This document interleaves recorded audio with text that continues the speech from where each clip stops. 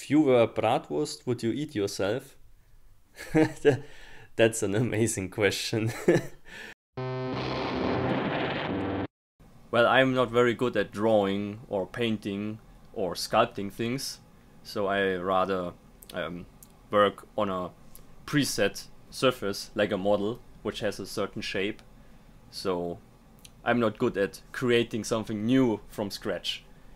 And model kits are very fun to put together. I like the experience of doing that. It's a bit like, back in the childhood when you play with Lego, for example. It's very similar, a bit more sophisticated, of course, and painting is definitely the hardest work of a model. You can mess it up completely there, and I have to say I still have not mastered this discipline. Assembling a model is easy, but painting it is the hardest bit. Weathering is also something you can learn easily by observation, for example. But painting it, that's the tricky part. And that's why I'm also very bad at painting on canvas, for example. I always got bad marks in school. I like to read a lot of books about the Second World War mainly, and these inspire me a lot for my dioramas because they come with rare reference pictures, and there are also stories about common soldiers which are not exactly heroes, but their actions are an inspiration, and you won't find that in an ordinary history book where all the big battles are listed. But what interests me is the common soldier, and that's what, for example, the dioramas are depicting. So that's the very special thing about this for me, like building dioramas. Movies are also a source of inspiration, although I don't think that the Hollywood blockbusters are that accurate or interesting. Other modelers here on YouTube, for example, they inspire me a lot when it comes to techniques and the kits for the vehicles I like to build. Because there I see how they approached this task, which kit they have chosen, and which techniques they used for their project. And there you can learn a lot, or get inspired to do something similar when a certain guy builds Africa Core vehicle, and I think it's been a while since I did that. It's actually really interesting. Then I get the suiting kits for that and follow that because it inspired me. I feel like doing it as well. Usually I have the same routines while building a model, so for me it's perfectly clear when a model is finished. I go through certain steps which are required for that kind of model I'm doing. This depends, for example, on the camo that's on there, how the weathering should look like, so you can actually see it. For example, it doesn't really make sense to apply tons of dust on an Africa Core vehicle because the base color is already sand, yellow. So like a variation of 2 tones will do it, and that's it. On an Africa Core vehicle, I rather emphasize the chipping, for example. So I have my routine, and that's what I'm cycling through while building a model. Doesn't mean that I never attempt something new. I always experiment whenever there's a model where it's possible for me. But usually I have the same approach every time.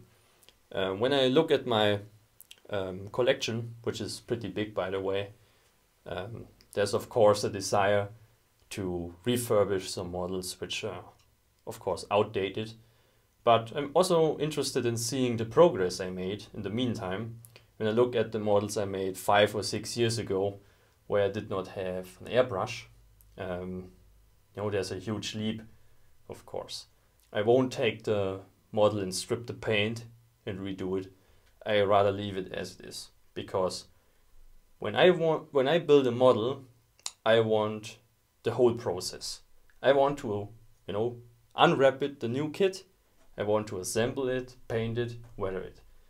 I don't want to go only the halfway.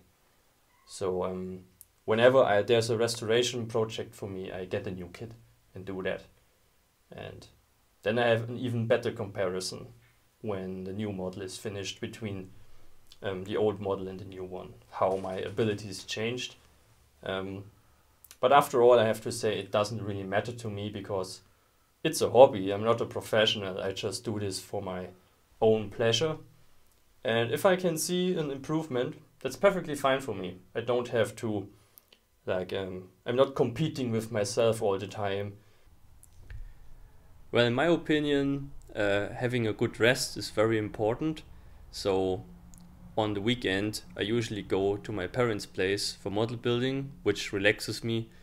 But I also need some other kind of rest, which I usually do here in the winter garden, where I have a nice view over our big garden we have here. We live in the countryside, so having a garden is pretty normal here. And of course it requires work to maintain it, like mowing the lawn or cutting the hedge. But this is also something that frees your mind from work as well as modeling, of course. So sometimes modeling exhausts you, but you can recharge your batteries that way. And I can recommend anyone to try that from time to time. My dream kit would be the Panther 3A, like the first initial production. It's such an interesting vehicle, and as many know, I am a bit of a Panther 3 maniac. I love this vehicle. Even the assault gun versions, everything about this is cool.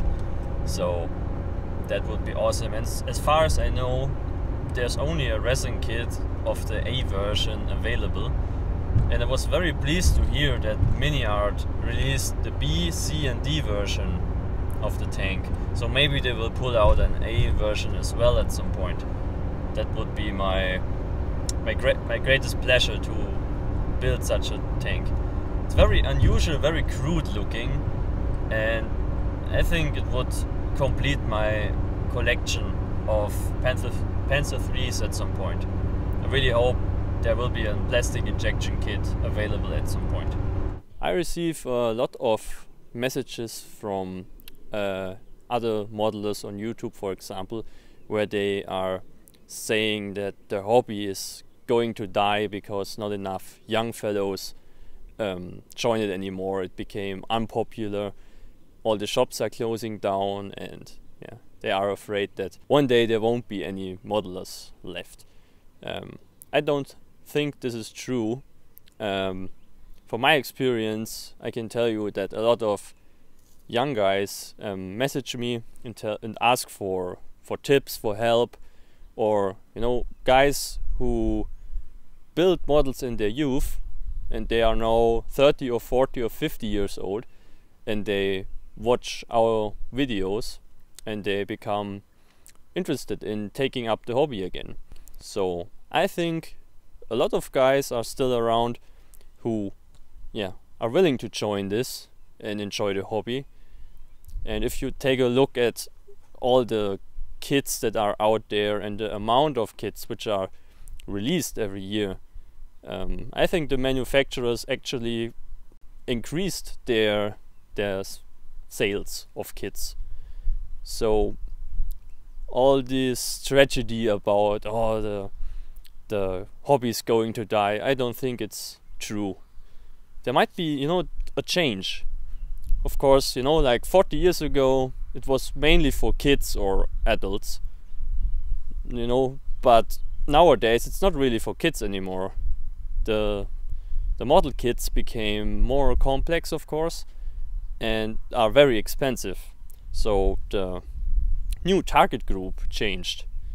The target group is now a guy who has a good job, maybe a family, and needs some relaxation, and he's having a good salary and he can afford the kits.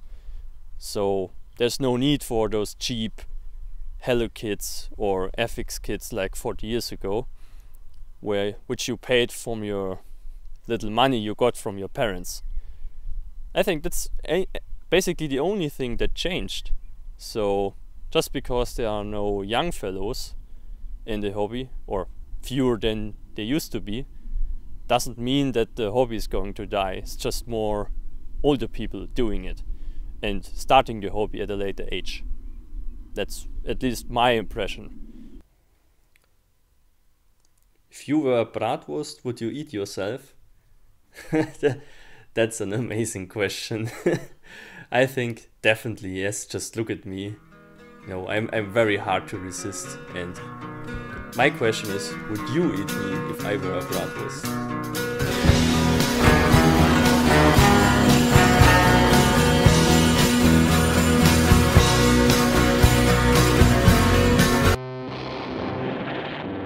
So, long live model building.